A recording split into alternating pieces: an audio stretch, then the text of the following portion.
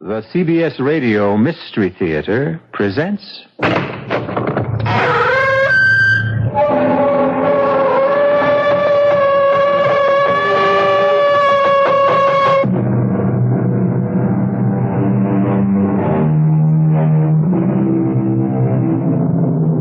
Come in. Welcome. I'm E.G. Marshall. Welcome to the sound of suspense.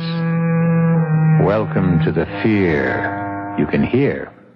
Welcome to the world of terrifying imagination. The subject of the story you're about to hear is murder. But the subject is also time. We've all heard of killing time. But have you heard about using time to kill? You will in the next few minutes when Mr. Owen Layton himself tells you his most ingenious scheme for getting rich quick by means of sudden death.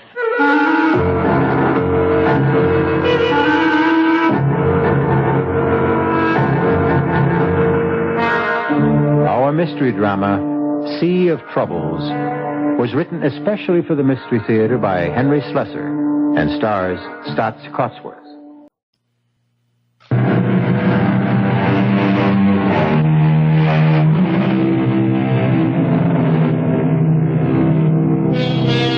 Our spine tingler begins across the sea, in the delightful city of Paris. They say that you can sit at a sidewalk cafe on one of these streets and sooner or later meet everyone you've ever known. Well, now we're going to introduce you to someone who you don't know, but whose acquaintance you'll enjoy making. His name is Owen Layton, and he prefers to tell you his unusual story in his own words. I arrived in Paris at 10 o'clock that morning, but I didn't leave my hotel room until well after 4. I knew my brother Gerald's habits only too well. He'd probably be sleeping until noon. I knew where he would be at 4 p.m., of course, at Patrick's Cafe on the Rue de Montparnasse. Everyone loved Gerald at Patrick's because he was famous for always paying his bills. With my money, of course. Bonjour, monsieur. Bonjour. I chose a table well to the side, but my appearance still attracted considerable attention. And why not? With my rumpled English tweeds, a long gray beard in the style of Ulysses S. Grant, a pair of crutches to keep my monstrously bandaged foot off the Parisian asphalt. Well, I must have been quite a sight. Garçon, Pernod, s'il vous plaît. Très bien, monsieur. Well, what do you know, Owen, for the love of Pete? Hello, Gerald. I'm glad you were able to recognize me under all this hair and bandages. Well, how are you?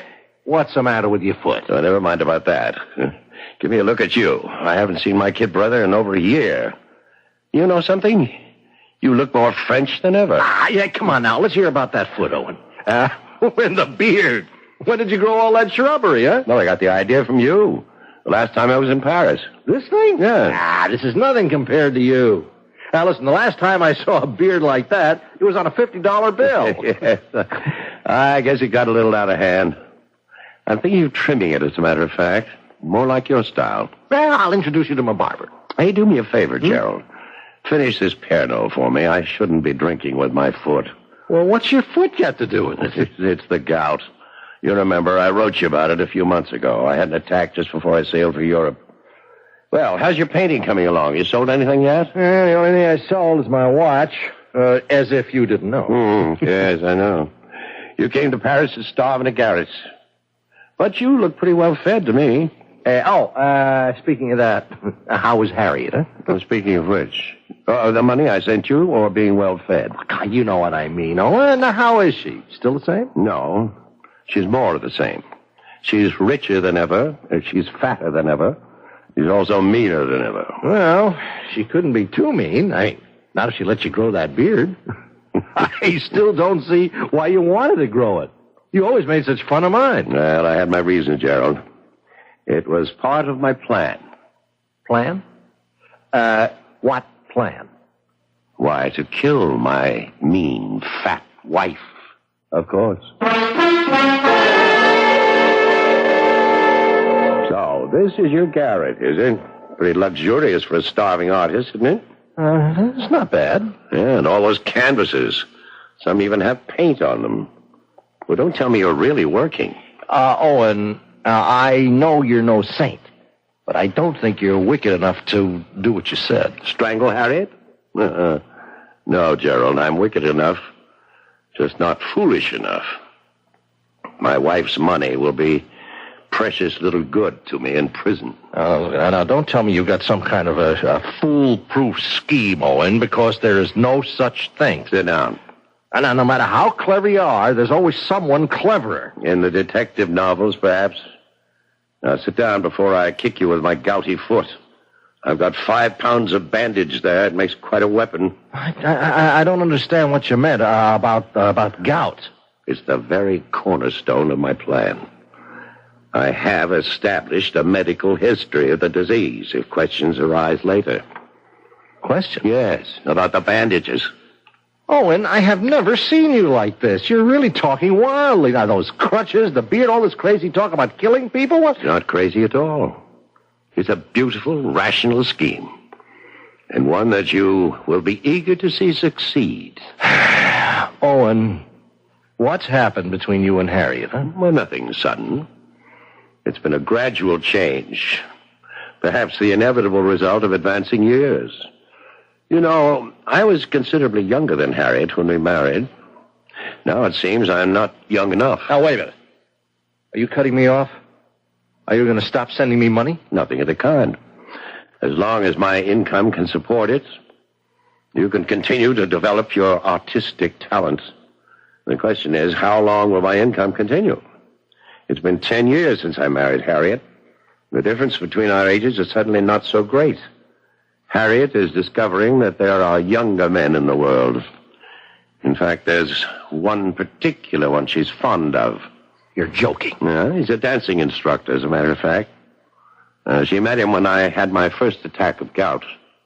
I couldn't move for a month while Harriet indulged herself in non-domestic pleasures like dancing. What to talk about? Killing her? Killing her carefully, Gerald, with due regard to the risks involved.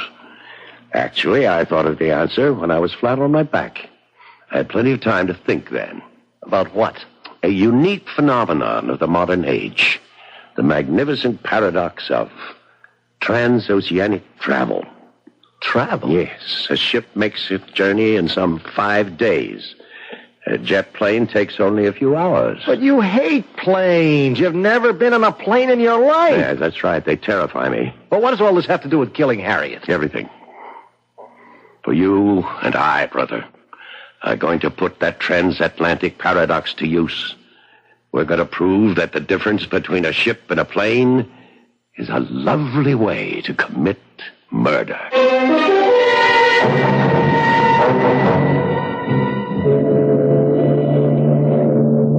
It was almost 2 weeks later that Gerald and I stood on the dock at Le Havre and looked at the trim lines of the SS Empress.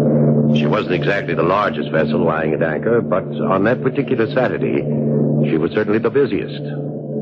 That was fine with me. The more excitement on the pier, the less noticeable Gerald and I were as we made our way toward A deck. Our progress was slow, since I never really managed to use those crutches. Finally, we made our way to stateroom G, and as the door finally shut behind us, I collapsed on the bunk. I looked at my younger brother's face and felt considerably better. Poor Gerald. His complexion was so pale white against his reddish beard, now fuller by 2 barbarous weeks. Relax, Gerald.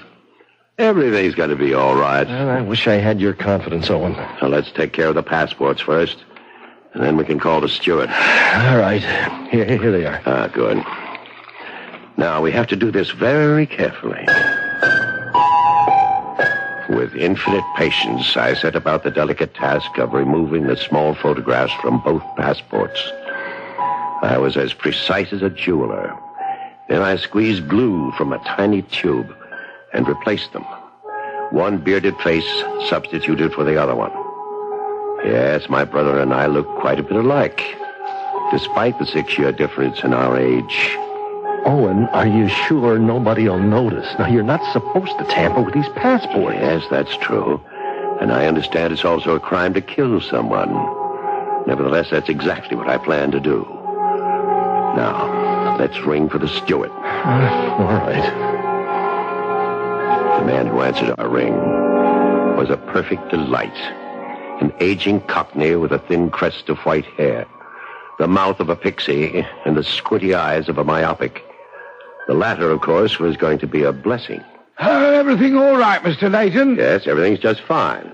Your name, Mr. Pawkins? Yes, sir, that's me. Sir Pawkins, at your service. Well, Mr. Pawkins, I'm afraid I'm going to be something of a burden to you on this voyage. As you see, I'm an invalid. Oh, yes, sir, your poor foot, sir. Exactly, my poor foot. As a result, I'm going to be forced to take all my meals in here. So you'll have to arrange matters with the dining steward. I trust that can be arranged. Oh, yes, sir, don't you worry none about that, sir. Ah, good. Nor will I be spending any time on deck. The least bit of roll is extremely painful for me. So I'll remain in my stateroom until we reach port. Oh, what a pity, sir. Oh, it's all right, it's all right. I've got a great deal of business to take care of between here and New York. I'll have enough paperwork to keep me busy. So if you'll just bring me my meals and keep me from being disturbed, you'll be doing your job handsomely. All right? Understood? Oh, yes, understood, Mr. Layton. See you later then, Mr. Pawkins. Oh, yes, sir. Oh, we were lucky. He seems like a cooperative old geezer. Yes, but be careful. Always keep your door locked, so he can never enter without knocking. And every time he brings you that tray, make sure that you're either dozing or buried in papers. Understand? Understood. Yeah. Well, when I think about what you're going to do in New York while I'm on board the ship, What I'm going to do in New York is going to be a pleasure. But you're so cold-blooded about it, Owen. You are going to kill a human being. No, I never said that. I said I was going to kill Harriet.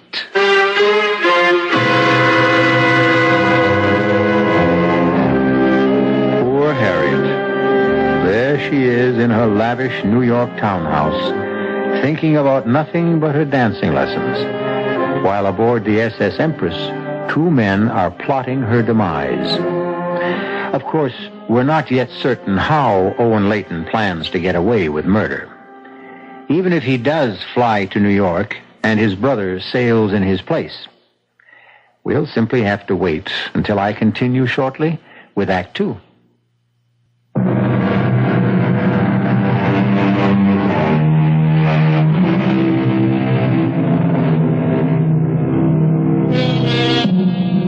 Now let's return to Stateroom G on A deck of the SS Empress.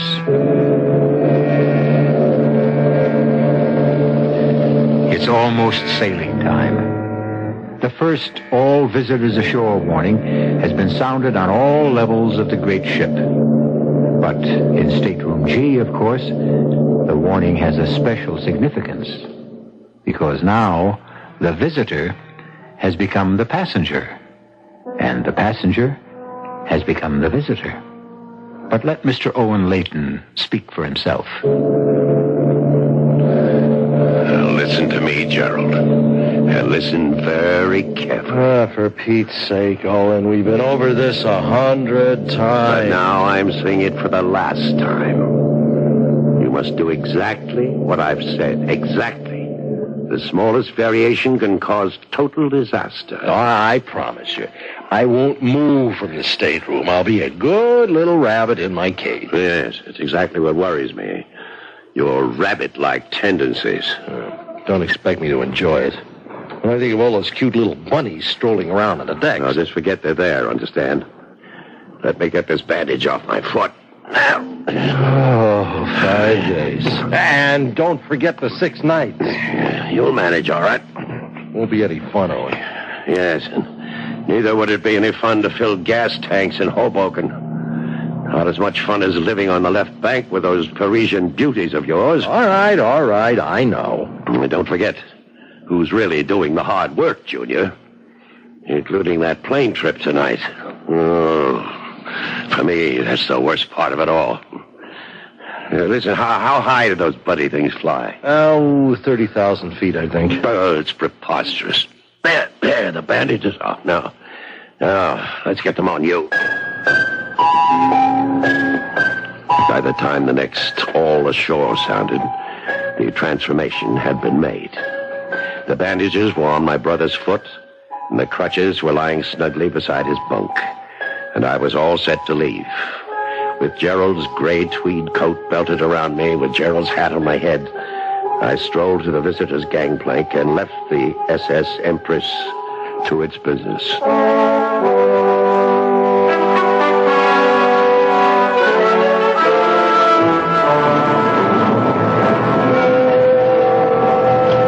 In a way, it was fortunate that I dreaded air travel so much. The thought of being carried aloft some 30,000 feet inside the monstrous machine parked at the Gate 7 on Orlip Field was completely engrossing. For this reason, I overcame any nervousness I might have had upon confronting the immigration authority. The official merely glanced at the photograph in my passport book, snapped it shut briskly, and handed it back. Mr. Gerald Robin Layton was on his way back home. I don't recall much about the flight. I remember about 10 minutes of sheer terror when we took off on what seemed like a ridiculously short runway. I know there were several more hours of alternating fright, numbness, and drowsiness, helped by liberal amounts of alcohol. And then there was that agonizing half hour following the captain's announcement of our approach into Kennedy International Airport. And wonder of wonders, I was safe. The only one in danger was my wife. It was midnight in New York when I climbed into a taxi and gave the driver our destination, Grand Central Station. In the terminal, I deposited my single piece of luggage in a public locker and took still another taxi to the street where Harriet and I had spent the last 4 years of our marriage. The brownstone was an imposing building from the exterior, but Harriet's money had made it possible to scoop out the interior and transform it into a duplex of cunningly modern design. I had spent several happy hours in this house, about 7 or 8, I think. It was 1:20 in the morning by the time I arrived, and the traffic had gone from the quiet streets of Sutton Place. The street was empty. The shades of the buildings opposite had all been drawn against the night. I felt certain that no one saw me quietly insert the key into the lock of the front door. I went quietly upstairs to the bedroom. It was empty. But that was no surprise. It was Saturday night. Presumably, I was in Paris. Therefore, Harriet was on the town, probably in the company of her dance instructor friend. In a way, I was glad that she was running true to form. It helped me feel justified in taking the drastic course that I was about to take. About 20 minutes later, I heard the front door opening again. Oh, my feet. My feet. You danced my little tootsies off tonight. You Fred Astaire, you... Well, that's what you're paying me for, Mrs. Layton. Oh, that's what you think, lover. Well, speaking of Oh, love... no, stop it. Now, Douglas, no, stop it, you brute. You mean I don't even get a kiss goodnight? Oh, tomorrow night, maybe. Right now, I just want to go to sleep. I thought you looked a bit preoccupied tonight. Is anything wrong? No. Unless you count a cable from my husband. Well, he's still in Paris, isn't he? He sailed on the Empress. He'll be here in another 5 days. Well, that's too bad. Isn't it? He can stay tomorrow, all right? I'll count the hours. Good night, my princess. Good night. And then Harriet started up the stairs. I picked up the pretty blue vase that adorned her dressing table and placed it behind my back. Hello, Harriet. Oh, and for heaven's sake, what are you doing here? You're supposed to be in Paris. Well, I thought I'd surprise you, darling. I seem to have done exactly that. But your cable, you You said you were taking the Empress. She won't arrive for days. Well, actually, I changed my mind about taking the ship.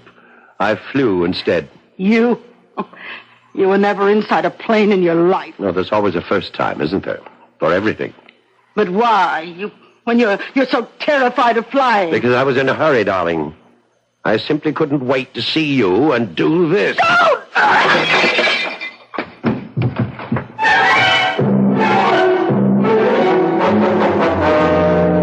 It was a shame about the vase. It cost a small fortune. The really distasteful part came now. As you may have gathered, I'm a man of fastidious taste. But when you have 5 days to lose, you can't afford the niceties. I knew it would be easier to lose myself in a region of the city where the lower depths are at their lowest. And so I discarded my British suit, my Italian loafers, and my continental manners.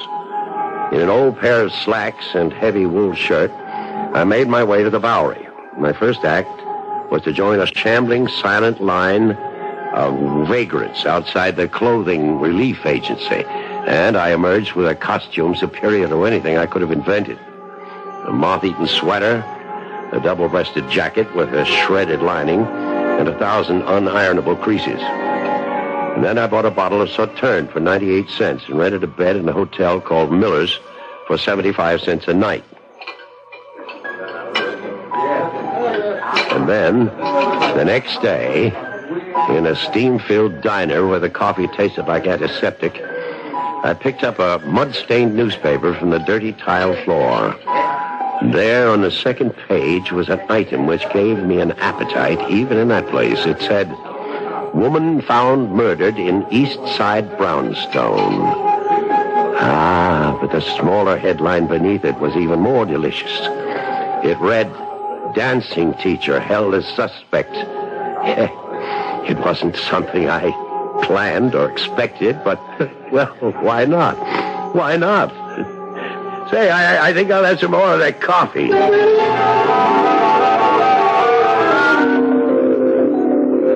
And then the 5 days were over. It wasn't very far from the Miller Hotel to the docks. The first glimpse I had of the Empress' beautiful bow on the horizon thrilled me in a way I had never known before. But I couldn't stand about and admire it. I had things to do. I made my way as unobtrusively as possible back to Grand Central Terminal. I removed my luggage from the locker, and then in the washroom I shaved and changed into clean clothes. Then I went down to Pier 16 to greet the arriving Empress. I knew that Gerald would be among the last of the passengers to appear. But then there he was, wearing my green plaid topcoat with a collar pulled around his throat, wearing my Homburg hanging low over his eyes. He was using my crutches, too, and not very well. But with his foot so heavily bandaged, he still made a convincing cripple. Owen, over here. For a minute I didn't think you'd make it. Well, how was it? How did everything go? Fine. Look, when can I get rid of these crutches? They are killing me. Never mind the crutches. What about the steward, Mr. Pawkins? Did you see him before you left the ship? No, I managed to avoid him. I didn't even tip him either, just as you said. Good. Now get into that car. This isn't your car, is it? It's a rental car. Now get inside so we can switch clothes. A rental car? Well, weren't you taking the chance? I rented it in your name, Junior. Don't worry about it. You really thought of everything. Owen, I have to give you credit. Well, just give me my clothes and that bandage. And fast. And so we made the switch, as before. By the time I stepped out of the rented automobile, I was dressed in the Homburg and the green plaid coat. And the bandages were back where they had originated. In fact, the crutches seemed like old friends as I hobbled back to the entrance of Pier 16. I spotted the ship's petty officer emerging from the passenger exit. Pardon me, sir. Yes, sir. What can I do for you? Well, it's rather embarrassing. You see, there's a steward that I meant to take care of before I left my stateroom. He was very kind to me. What's his name? Pawkins. He's an old fellow. Very nice. I hated to miss him when I left, but somehow I did in all the excitement.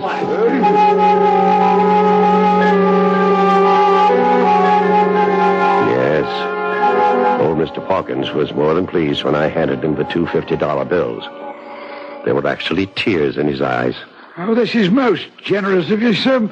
Most generous. Well, you took very good care of me, Pawkins. I know I was a nuisance. Oh, no, sir, you were never. Well, I hardly even saw you, sir. Well, still, you brought me all my meals and so forth, didn't you? Well, I was glad to do it, sir. Glad to be of service. And I hope you'll be back on the Empress with us soon again. I intend to be, Pawkins. Yes, you can be sure of that. As soon as I knew that Mr. Pawkins was remembered properly, and that he remembered me properly, I knew that everything was going to be just fine. I told my younger brother to drive his new car to the village, find himself a small apartment, and lay low.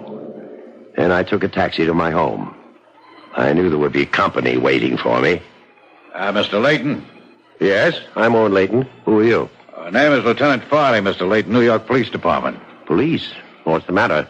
My house been robbed or something? I'm sorry we couldn't meet you at the ship. We knew you were coming back today, but we thought it would be easier to meet you here and break the news to you. What news? What are you talking about? Bad news, I'm afraid.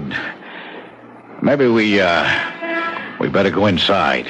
Yes, come in. Of course, I knew exactly what the bad news was going to be. Now all I had to do was to keep from laughing out loud.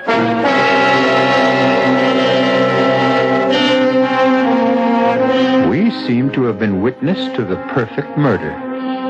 Owen Layton can't be blamed for the murder of his wife, and for the most natural reason in the world. Owen Layton wasn't in New York when his wife was murdered. Owen was on the high seas.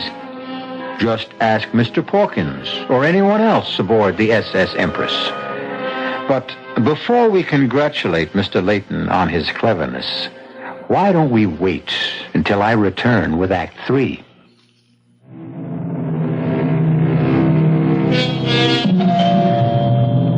Owen Layton is a happy man today, despite the fact that he is all alone in the reconverted brownstone on Sutton Place. The smile never seems to leave his face. Even as he hobbles towards the front door to answer the insistent chimes, his bandaged foot and crutches don't seem to bother him in the least. In fact, one has the impression that despite the tragic loss of his wife, Mr. Layton will never let anything bother him for the rest of his life. Evening, Mr. Layton. Oh, hello, Lieutenant. I didn't know you were coming by tonight. Oh, it's all right, I hope. Yes, of course. Come in. Oh, thank you. You were a bit too broken up the other day when we had a talk about that terrible thing that happened to your wife. Well, I'm sure you don't blame me, Lieutenant. It was a great shock. Here, let me take your raincoat. Raining outside, is it? Yeah, a little. Frankly, it was my decision not to send a radiogram to the ship. About your wife's death, I mean. It didn't seem right to break the news to you that way. Well, that was very considerate of you, Lieutenant. We knew you were aboard the Empress because of your cable. Yes. But you were right not to tell me when I was aboard. It would have been very helpless feeling, knowing that there was nothing I could do about it. Yeah, that's what I thought, too. At any rate, I suppose you've had some time to, think about what may have happened. No, Lieutenant. The truth is, I still don't understand. That man who killed her, what was his name again? Douglas Denton. Oh, yes. It's not his real name. He called himself that at the dancing school, but he was born Bernard Eubank. I take it you didn't know Mr. Denton. No, I never met the man before in my life. And why would he want to kill my poor Harriet? Well, actually, he's still denying that he did. Well, how can he? From what I read in the newspaper, well, you seem to have caught him red-handed. Well, no, not quite that good. We knew that he'd been, he and your wife had been seeing each other during your visit abroad, and that they'd seen each other that Saturday night she was killed. In fact, he was seen in the vicinity of your house by several witnesses, not more than 10 minutes from the time when we estimate that she was bludgeoned to death. I'm sorry, that's a little too graphic, I know. It's all right, Lieutenant. I want to know the details. I really do. Well, the one detail we don't know is why he would have done such a thing. I mean, frankly, we have Mr. Denton pegged as a rather small-time, gigolo. I'm sorry to tell you that, too. Oh, it's all right. I'm sure Harriet wasn't to blame. I'm sure that man just did whatever gigolos did and made a fool of her. Well, did your wife do that sort of thing often? I don't know. I suppose she's made a few mistakes. Which of us hasn't? Well, now, if you could be more specific... No, Lieutenant. I'm sorry. I want Harriet's killer punished, Lieutenant Farley, but not at the expense of scandalizing my wife. I'm afraid that scandal won't be easy to avoid. We know she was having an affair with Mr. Denton. He's admitted that himself. But that don't give him any reason to break a vase over her head. Yes. Unless she had decided to end the affair, of course. Well, it's one possible theory, of course. Didn't you say you found my cable to her about coming home on the Empress? Yeah, that's right.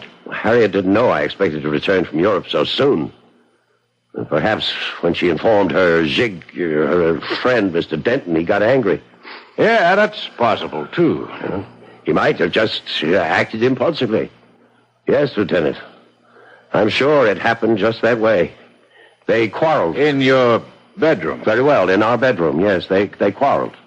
And he picked up the vase and he struck her. But somehow, I can't believe it was cold-blooded or premeditated. No matter what the man is, Lieutenant, I hope the law isn't too harsh with him.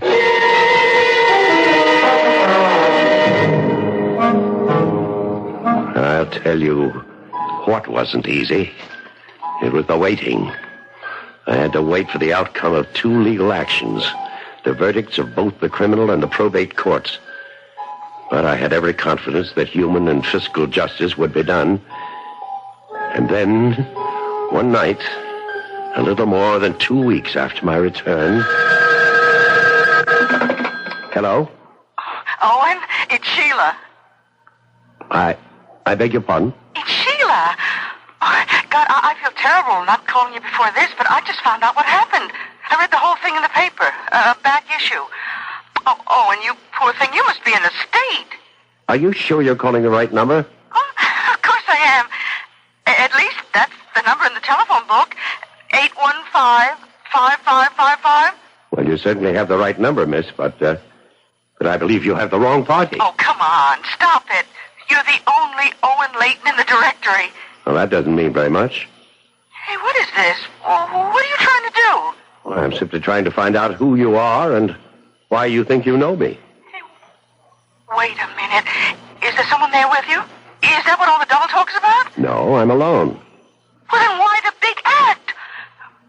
Oh, now listen, Owen. I told you not to try any of that shipboard romance stuff on me. I won't stand for it. Did you say shipboard romance? You heard me. I warned you that I wasn't interested in a friendly little kiss at the gangplank kind of stuff. Listen, you're not talking about the ship you mean isn't the Empress. Of course it's the Empress. Gerald, you idiot. Huh? Oh, what did you say? I said, forgive me, I'm just so mixed up about things right now. Well, you can't be so upset that you'd forget about me. Besides, from the way you talked about your wife, she didn't mean a thing to you.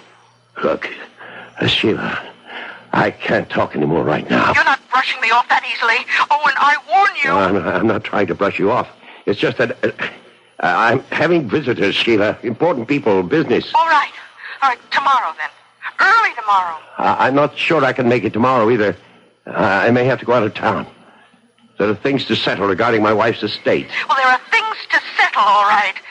Between us, lover. Oh, God. Dear God, he's ruined everything. Everything.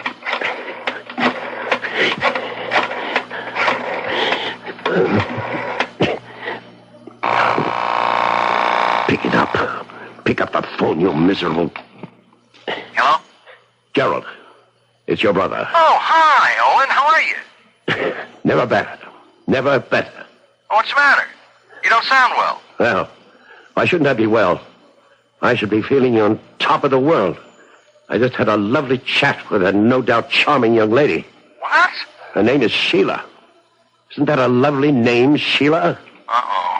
Is that name familiar to you? Owen, before you say anything else, will you listen to me? Yes, that's why I'm calling, to listen to you. To see if there's anything you can say, anything at all, that will mitigate my intention of coming right over there and strangling you. You've got to understand how it was, Owen. I was a prisoner in that stateroom, a virtual prisoner. Yes, and that was the idea. I told you never to leave that room. Never to so much as poke your ugly head out of the door. Well, it was easy enough for the first day, Gerald, but after almost 24 hours of that, How many other women did you take up with? Owen, she was the only one, absolutely the only one I had anything to do with. And if I know you, you had plenty to do with her. Well, I couldn't live like a hermit, for Pete's sakes. I can't believe what I'm hearing. I can't. You knew how important it was to convince everyone that you were me. But I did that, Owen. I told her I was you. Aye, that was clever. No, she thinks I am you, Owen. Now, look, the fact that she telephoned you tonight, doesn't that prove it? Oh, yes, that proves it completely. Owen, I was really going crazy in that tiny room, so I took just one little stroll on deck one night. Yes, and met Sheila. I swear that I never knew she'd try to get in touch with me. Your girlfriend Sheila is in New York right now. She's demanding to see me. You. Me. What I mean is she's read about Harriet's death. She knows that you...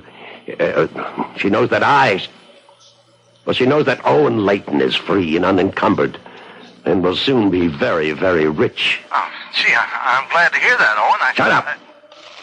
Your friend Sheila isn't going to give up that easily. She's going to track me down. She's going to try to renew our little shipboard romance. And do you know what will happen when she does? What? Think about it, Gerald. She's going to take one look at me, and I'll be cooked, roasted, fried. She'll know I wasn't aboard the Empress. She'll know that she spent all that glorious week with another man. And how long do you suppose it'll take for her to put two and two together? Owen, couldn't you put her off? Now, couldn't you keep her from seeing you? How? Well, if you could leave town, if you could get away. Yes, it's the only thing that's occurred to me, too. If I left at once... You could always go back to Paris. You always said it's your favorite city. And guess what? I saw in the papers that the Empress is sailing again tomorrow for Le Havre.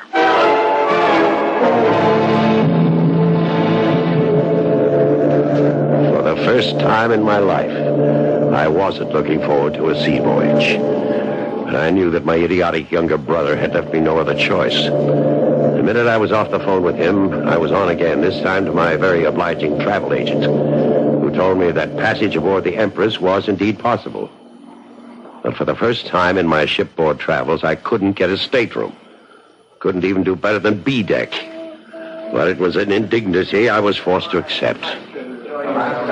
This time, my cabin steward wasn't an amiable gentleman like Mr. Pawkins, but a gruff, uncommunicative type who made no promises of devoted service. But then I wouldn't require much service. For one thing, I no longer needed my bandages and crutches. As far as the world was concerned, my troublesome gout was healed. Oh, pardon me, sir. Yes? Aren't you the gentleman who sailed with us a couple of weeks ago? That Pawkins chap? Oh, yes, that's right. You were the officer who helped me find the steward. Yes, everything worked out all right there? Yes, everything went fine. Unfortunately, I couldn't get such good accommodations this trip. That's a shame, sir. But then I don't think we'll have as easy a crossing of it this time. Why not? Oh, a bit of rough weather ahead, they say. Oh, fine. That's all I need. But rough weather ahead or not, at 4 that afternoon, the Empress pulled slowly away from the pier, and I admit that I breathed a heavy sigh of relief. That evening, I was taking a nap before dinner when someone knocked on my door. Oh, who is it? Oh, it must be an unfriendly neighborhood steward. Yeah? Hello. Oh, I'm sorry. Oh, was there something you wanted, miss? Well, I'd made a mistake. I thought this was Mr. Layton's cabin. Well, it is. I'm Mr. Layton. Oh, but you're not Mr. Owen Layton. That's the party I was looking for. But I am Owen Layton. Well, that's an interesting coincidence. I mean, two people would have the same names and even look a little bit alike. Although, well, the Owen Layton, I mean, is quite a bit younger. I don't know what in the world you're talking about. I saw your name on the passenger list, but the man I mean... Well, he's about your height, and he has a beard like yours, but he's... Well, he's not you. Well, and who are you? My name's Sheila. Sheila Ross. Sheila. I met Owen Layton 2 weeks ago, right on the ship. And now suddenly there's another Owen Layton going the other way. There's something very fishy going on here. You're mistaken. I swear you're mistaken. Listen, Mr. Whatever your name is, I don't know what this is all about. I don't know why there are two Owen Laytons going back and forth on this ship. Well, what's so strange about that? I mean, why are you going back and forth? Me? Because I have to. Because it's my job. I'm a social director. You mean you work on the Empress? That's right. And right now, I'm going to work on finding out what this is all about. I stood rooted to the cabin floor, listening to the melancholy sound of the ship's whistle, warning the seas ahead that we were on our way, heading straight for troubled waters.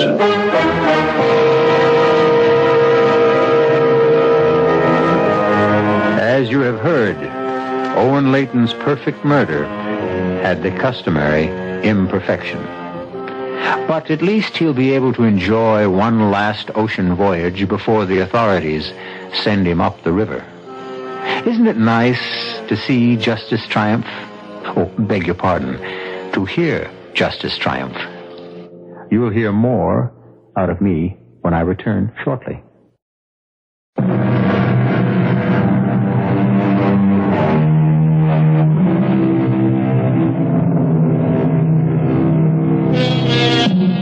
We hope you enjoyed tonight's voyage. We hope you'll be aboard next time the CBS Radio Mystery Theater takes you on a trip to all points mysterious. As you know, we have every means of transport available to us, from ships to trains